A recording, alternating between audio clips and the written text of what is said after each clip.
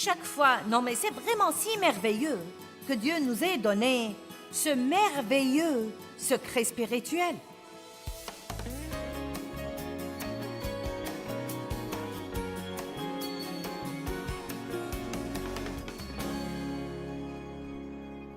Les paroles ont une puissance créative. Quand Dieu a commencé à créer ce que nous connaissons maintenant comme le monde, il a dit quelque chose. Il n'a pas juste pensé, il a dit que la lumière soit. Il a annoncé d'avance ce qu'il voulait voir arriver. La puissance des paroles a divers aspects dont nous pouvons parler. Nous avons dit la nuit dernière que les paroles de notre bouche affectent l'onction sur nos vies, ou la puissance de Dieu sur nos vies, ou la présence de Dieu dans nos vies, et que parfois nous parlons d'une façon qui attriste le Saint-Esprit, et nous sentons par conséquent moins sa présence dans nos vies. Nous nous sentons affaiblis plutôt que fortifiés pour faire les choses que nous voulons faire. Vous pouvez donc accroître la puissance dans votre vie en apprenant à mieux parler. Et qui ne voudrait pas faire ça? Si vous savez que vous pouvez accroître la puissance dans votre vie en apprenant à mieux parler, qui ne voudrait pas faire ça? Eh bien, je vais vous apprendre aujourd'hui comment vous pouvez instantanément accroître votre joie. Instantanément. Non, mais vous pourriez avoir cet après-midi plus de joie que vous n'auriez eu si vous n'étiez pas là aujourd'hui pour écouter ce que je me prépare à vous dire. Parce que vos paroles affectent non seulement votre niveau de joie, mais encore le niveau de joie de toutes les personnes qui vous entourent. Votre salut a-t-il atteint votre bouche? Votre bouche est-elle sauvée? Je me souviens que le Seigneur, il y a très longtemps, m'a dit « Tu sais, Joyce, tu es sauvée, mais tu n'en as sûrement pas l'air. Il est temps que ta bouche soit sauvée aussi. » Et donc, je crois que Dieu a amené certains d'entre vous ici parce qu'il est temps que vous mettiez vos lèvres sur l'autel.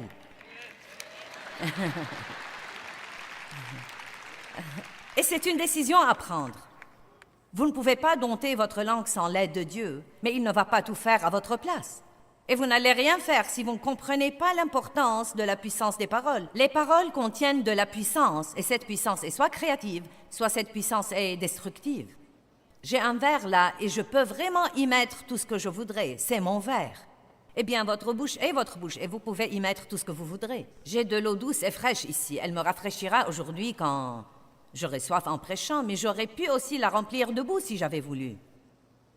Et donc, nous devons commencer à prendre la responsabilité des paroles qui sortent de notre bouche. Nous pouvons bénir les gens par nos paroles. Nous pouvons aussi les maudire par nos paroles. La mort et la vie sont au pouvoir de la langue. Regardons Jacques 1, 26.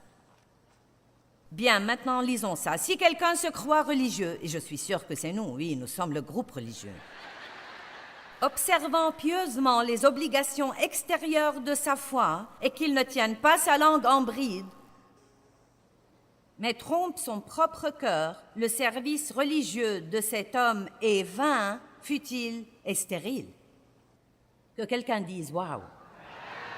Maintenant, il y a bien sûr des gens qui comprennent ça et qui exercent beaucoup de maîtrise de soi avec leur bouche. Mais honnêtement et sincèrement, parfois, les gens extrêmement religieux, surtout s'ils penchent vers le côté légaliste de la religion, ces gens peuvent être certains des pires jaseurs au monde parce qu'ils se croient si religieux qu'ils commencent à mépriser les autres personnes et ils commencent à critiquer ou à juger tout ce que font toutes les autres personnes. Et donc la Bible nous le fait bien comprendre, l'apôtre Jacques nous le fait bien comprendre. Si vous vous croyez religieux, si vous vous croyez spirituel ou si vous vous croyez spirituellement mûr et que vous ne tenez pas votre langue en bride, vous vous trompez et votre service religieux est vain et futile. Je crois que ça ne change rien pour Dieu que nous nous assemblions dans nos églises et dans nos édifices et que nous chantions ces beaux cantiques d'adoration si nous allons en sortir et maudire les hommes de la même bouche qui vient de le chanter et de le louer. Je ne sais pas ce que vous en pensez, mais pour moi, je suis contente de prêcher ça ce week-end parce que j'ai besoin de rappels sur ce plan tout le temps. Combien d'entre vous peuvent dire que plus que toute autre chose dans votre vie, votre bouche vous attire des ennuis? Il est évident que Dieu veut que nous écoutions plus que nous ne parlions, sinon nous aurions eu 2 bouches et 1 oreille. Mais puisque nous avons 2 oreilles et 1 bouche, cela veut dire que nous sommes censés écouter plus et parler moins. Sois prompt à écouter, lent à parler et lent à te mettre en colère. Comment puis-je vous donner un moyen d'accroître instantanément votre joie? Regardons 1 Pierre 3, verset 10. Que celui qui veut jouir de la vie, combien d'entre vous veulent jouir de la vie? Je veux vraiment jouir de ma vie. Je ne vais avoir qu'une seule occasion de le faire. Et croyez-moi, plus on vieillit, plus on est convaincu qu'on veut jouir de tout le temps qui nous reste. Parfois, quand on a 20 ans, on croit qu'on a toute la vie à gaspiller, mais le temps passe très vite et j'ai déjà vécu plus qu'il ne me reste de ma vie et je suis bien déterminée à jouir de ce qui me reste. Et donc, j'ai passé beaucoup de temps pendant les quelques dernières années à guetter les voleurs de joie dans ma vie. Et c'est ce que fait le diable, c'est un voleur de joie. Le voleur ne vient que pour tuer, voler et détruire. C'est son seul but, vous rendre malheureux, voler toutes les bonnes choses que Dieu vous a données en Christ. Mais Jésus a dit, je suis venu afin que vous jouissiez de la vie et que vous l'ayez abondamment, complètement, jusqu'au débordement. Non pas un petit peu, mais un tout petit bout de joie, à peine pour vous débrouiller, mais une joie débordante, une joie abondante qui bouillonne en vous et rejaillit sur tous les autres. Dieu veut vous utiliser pour rendre les autres heureux. Dieu veut vous utiliser. Arrêtez de vous attendre à ce que tous les autres vous rendent heureux et commencez à trouver les moyens de rendre les autres heureux. Et je vais vous donner une poignée de ces moyens aujourd'hui. Plus vous rendez les autres heureux, plus vous serez heureux dans votre vie parce que nous moissonnons ce que nous semons. Chaque fois que vous avez besoin de quelque chose, commencez à la donner. N'est-ce pas intéressant?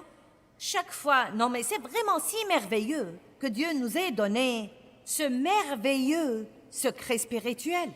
Chaque fois qu'il vous faut plus d'une chose dans votre vie, commencez à la donner et elle commencera à vous revenir sous forme de moisson. Mais si vous donnez des choses négatives, allez-y, ne soyez pas miséricordieux, ne donnez plus la miséricorde. Et quand vous aurez besoin de miséricorde, vous ne l'aurez pas. Soyez critique et dites des choses blessantes aux autres, puis attendez. Quelqu'un vous dira quelque chose qui va vous blesser profondément. Et vous savez quoi? Vous allez le mériter parce que vous l'avez dispensé. C'est étonnant que nous n'arrivions pas à croire les choses que les gens nous disent alors que nous avons dit exactement les mêmes choses. Et nous l'avons oublié. Je suis contente que certains d'entre vous sourient. Je prêche mieux quand vous souriez. Que celui qui veut jouir de la vie et voir des jours heureux, heureux que ce soit visible ou pas, et j'aime ça. Donc il dit essentiellement que même si vous avez un jour qui n'est pas très bon dans le naturel, vous pouvez toujours en jouir si vous faites ceci. Gardez votre langue de tout mal et gardez vos lèvres des paroles trompeuses. Alors, comment pouvons-nous donc nier que notre joie est liée à ce que nous disons? Que celui qui veut jouir de la vie, certains d'entre vous pensent, ça ne peut pas être aussi simple que ça. Eh bien, essayez. Qu'est-ce que vous avez déjà dit ce matin?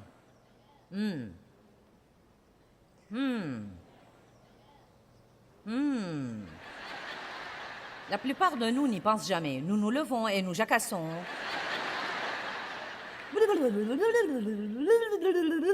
Toute la journée. Des milliers et des milliers de paroles dont la plupart sont inutiles. Bavardage inutile, propos inutiles. Et la Bible dit que celui qui parle beaucoup ne manque pas de péché. Et j'aime parler, je suis une grande causeuse. Mais j'ai appris que je dois dire des choses qui ont une puissance positive en elles et ne pas dire des tas de trucs qui vont empoisonner mon esprit et l'esprit de tous ceux qui m'entourent. Amen. Vous pouvez utiliser votre bouche pour être une bénédiction pour les autres. Les paroles sont puissantes. Le monde est plein de paroles. Des paroles dans les livres, des paroles à la télé, des paroles dans les magazines, des paroles dans les journaux, des paroles dans les écoles. Nous sommes instruits par les paroles. La connaissance vient des paroles. Les paroles sont très, très importantes. Et pensez que nous pouvons choisir les paroles que nous voulons prononcer et que nous pouvons en faire soit de bonnes choses, soit de mauvaises choses, est un grand privilège. Mais chaque fois que nous avons un privilège, c'est aussi une énorme responsabilité. Amen. Qui veut prendre la responsabilité de ces paroles? Bravo, je suis d'accord avec vous. Ça va venir. C'est un côté que vous devez probablement étudier de temps en temps toute votre vie. Car la bouche, la langue ressemble à un animal sauvage. Et j'ai un verset pour le confirmer. La langue ressemble vraiment à un animal sauvage et vous devez la maîtriser. Et le seul moyen de faire ça, c'est de compter vraiment sur Dieu et d'en faire une prière quotidienne. Il y a 2 ou 3 versets que je proclame sur ma vie, presque tous les jours. Que les paroles de ma bouche et la méditation de mon cœur soient agréables devant toi. Et Dieu met une garde à ma bouche afin de ne pas pécher contre toi par ma langue. Le roi David priait ces choses. C'est le grand psalmiste David, le doux petit David, le berger David, le roi David, et il priait tout le temps que Dieu l'aide avec sa langue. Nous devons comprendre que ce n'est pas quelque chose que nous pouvons assumer tout seuls. Satan utilise la bouche des gens pour apporter la douleur et la peine, mais Dieu veut l'utiliser pour apporter la joie et la paix. Vous pouvez édifier avec votre bouche, vous pouvez démolir. Vous pouvez soit édifier et exhorter, soit complètement dégonfler les autres. Vous pouvez soit susciter la réussite des gens par ce que vous leur dites, soit causer leur échec par ce que vous leur dites. Quelle responsabilité vous assumez? Si vous voulez jouir de votre vie, gardez votre langue du mal. Eh bien, quelles sont les choses qui seraient considérées comme mal? Le commérage? La critique? N'est-ce pas étonnant? Revenons au commérage. N'est-ce pas étonnant la rapidité avec laquelle les mauvaises nouvelles circulent? Je vous dis la vérité. Quelqu'un à l'autre bout du monde fait quelque chose de mauvais. Et en 24 heures, tout le monde le sait. Je me demande ce qui arriverait si les bonnes nouvelles allaient aussi vite. Car il y a de bonnes choses qui se passent aussi. Mais pour quelque raison, la chair humaine, quand elle n'est pas contrôlée par Dieu, n'est pas aussi intéressée à raconter les bonnes choses qu'à raconter les mauvaises choses. La chair a un petit frisson pervers en disant « Vous n'allez pas croire ce que je vais vous raconter. »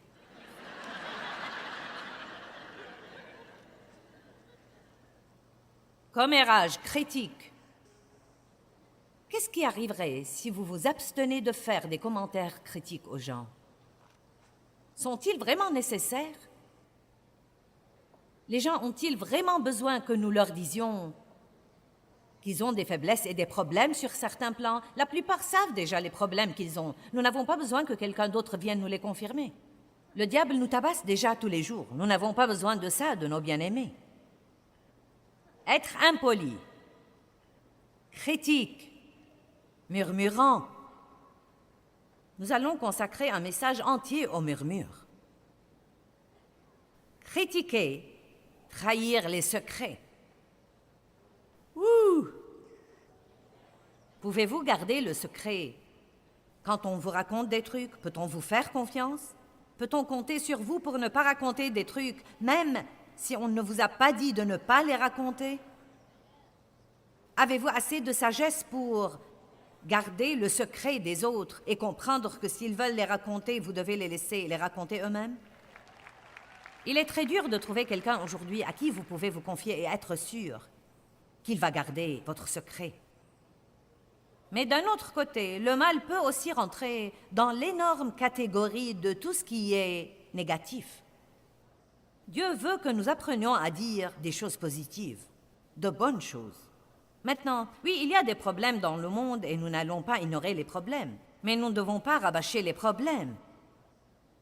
Et c'est comme ça que j'ai senti que Dieu veut vous l'expliquer. N'ignorez pas vos problèmes. Les problèmes sont là, nous avons des problèmes, mais nous ne devons pas les rabâcher. Nous ne devons pas en parler, et en parler, et en parler, et en parler, et en parler, et en parler. Si vous avez besoin que quelqu'un prie pour un problème donné, et s'il ne lit pas dans vos pensées, dites-lui votre problème. Mais continuez en disant « Et je crois que Dieu va travailler dans ma vie. J'apprécierai vraiment tes prières. » Ensuite, vous ne devez pas en parler, et en parler, et en parler, et en parler. Plus vous parlez de vos problèmes, plus vous allez vous rendre malheureux. Allez maintenant, nous allons dire ça de nouveau. Plus vous parlez de vos problèmes, plus vous allez vous rendre triste et malheureux. Donc, un des moyens dont vous pouvez instantanément accroître votre joie, c'est d'arrêter de parler de tous vos problèmes, à moins que vous n'ayez un but réel ou que vous en ayez vraiment besoin. Il y a des moments où nous avons besoin de décharger, nous avons besoin de parler, besoin de dire à quelqu'un que nous souffrons. Mais nous devons nous assurer que nous le faisons dans la piété et non seulement pour nous plaindre et geindre et nous apitoyer sur notre sort, car rien de tout ça ne nous aidera et ne nous servira à rien. Laissez-moi le dire encore une fois. Plus nous parlons de nos problèmes, plus nous diminuons notre joie. Et pour que ceux qui sont chez eux ne croient pas que j'ai oublié qu'ils sont là et qu'ils nous regardent à la télé, une parole spéciale pour vous. Plus vous parlez de vos problèmes, bonjour, plus vous parlez de vos problèmes, plus vous allez diminuer votre joie. Vous pouvez instantanément accroître votre joie en décidant « Je vais arrêter de parler de tout ce qui ne va pas dans ma vie. » Amen. Je me sens mieux déjà, et vous? Laissez-moi le dire là-bas aussi. Moins vous parlez de vos problèmes, moins vous aurez de problèmes. Oh! Maintenant, voilà le vrai avantage. Moins vous discutez et parlez de vos problèmes, et moins vous aurez de problèmes. Et même si vous en avez, vous n'en serez pas tellement conscient. Vous n'en serez pas tellement conscient. Priez là-dessus et vaquez à vos occupations. Jouissez de votre vie, Dieu travaille sur votre problème. Ne vous inquiétez de rien, mais en toute chose, par des prières et des supplications, avec des actions de grâce, faites connaître vos besoins à Dieu, et la paix de Dieu qui surpasse toute intelligence gardera vos cœurs et vos pensées en Jésus-Christ pour la vie éternelle. Priez et parlez. Et ne priez pas pour dire ensuite quelque chose qui donne l'impression que vous n'avez pas prié. Est-ce que vous dites ce que vous priez? Ou est-ce que vous priez puis vous dites l'opposé?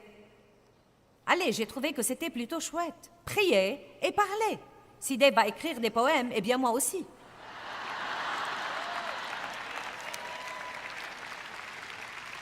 Vous voyez, parfois je crois que nous devons faire attention de ne pas prendre l'habitude de juste de prier comme une activité religieuse ou une obligation. Mais quand nous prions et que nous demandons à Dieu de changer quelque chose dans nos vies, est-ce que nous libérons notre foi et nous croyons vraiment à ce moment-là, au moment où nous prions, que Dieu va travailler sur cette situation? Au moment où je prie et que je reçois l'exaucement dans mon esprit, oui, il va y avoir une période d'attente, nous recevons par la foi et la patience. Mais laissez-moi vous dire quelque chose. Après avoir prié, ce que nous disons pendant que nous attendons l'exaucement de la prière est très, très important. Je me demande combien de fois nous prions, puis nous changeons d'avis dans les 24 heures suivantes et nous réduisons nos prières à néant en disant de notre bouche que rien ne va jamais changer. Oh, crois-moi, je prie pour mon mari tout le temps. Et 10 minutes plus tard, tu sais quoi, cet homme ne changera jamais.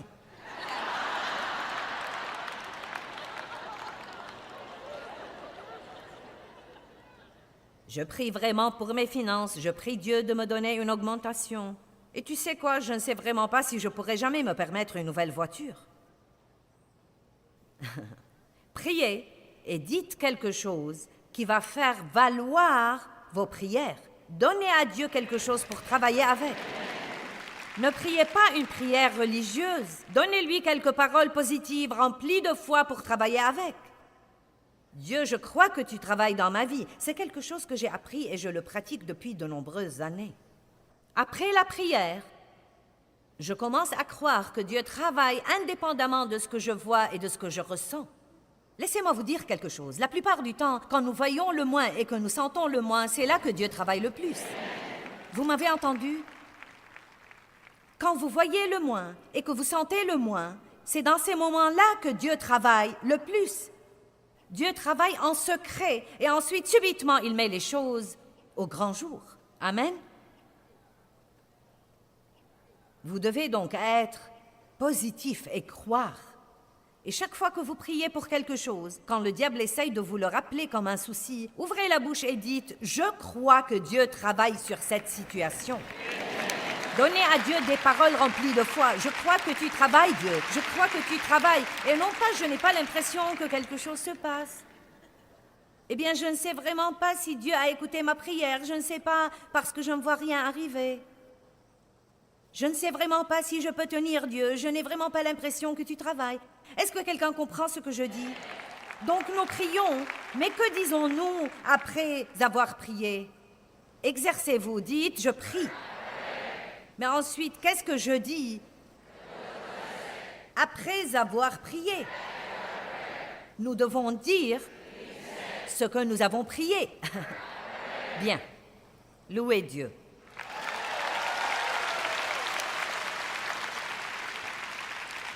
Nombre 13.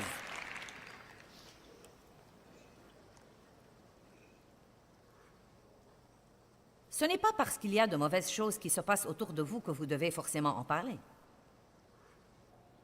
Peut-être que vous travaillez dans une société et qu'il y a là deux choses qui vous exaspèrent. Mais oui, vous pensez, il y a plus que deux choses, ma chère. Eh bien, vous savez quoi, murmurer ne va rien changer. Prier là-dessus pourrait tout changer, car à Dieu, tout est possible. Et vous savez quoi, si vous avez une bonne attitude là où vous êtes et qu'on refuse de vous traiter comme il faut, ne glissez pas dans le commérage et les critiques comme les autres font. Dieu peut vous faire sortir de là s'il le faut et vous trouver un bien meilleur emploi. Dieu s'occupera de vous si vous faites ce que vous êtes censé faire. Dieu s'occupera de vous si vous faites ce que vous êtes censé faire. Peut-être qu'il y a, si vous y pensez vraiment et sérieusement, disons qu'il y a peut-être 10 choses formidables dans la société et 2 choses dans cette société qui vous irritent énormément. Eh bien, desquelles parlez-vous le plus? Je vais vous laisser y penser une minute.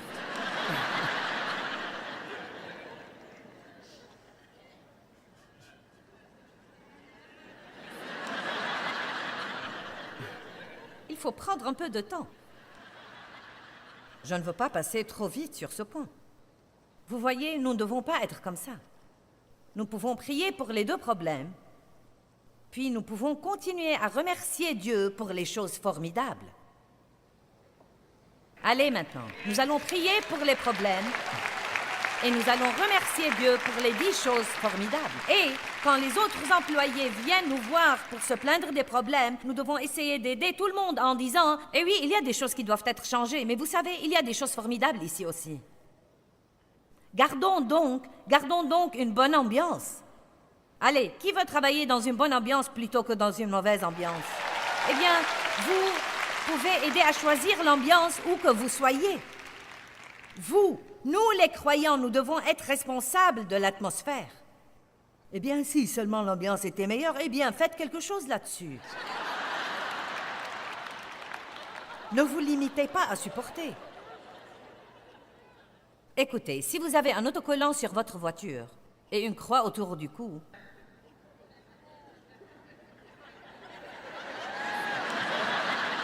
et si vous vous asseyez à la table du déjeuner et que vous potinez comme tous les autres, ne croyez pas un seul instant qu'ils ne vous jugeront pas. Nous devons porter du fruit, et non seulement un tas d'autocollants et des bijoux chrétiens. Vous devez commencer à agir comme Dieu veut que vous agissiez, car même les croyants qui vous tentent de pécher vous jugeront sévèrement si vous faites ça. Ils ont besoin de vous voir ferme et fort et donnant l'exemple dans le monde où nous vivons aujourd'hui. Nous sommes censés être des lumières dans un lieu obscur et un des moyens dont nous pouvons allumer ces lumières, c'est de fermer nos bouches.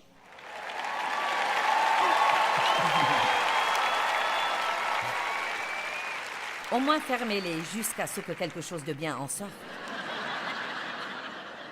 Et vous savez, le Saint-Esprit, si vous commencez à prier là-dessus, le Saint-Esprit vous convaincra juste avant d'être prêt.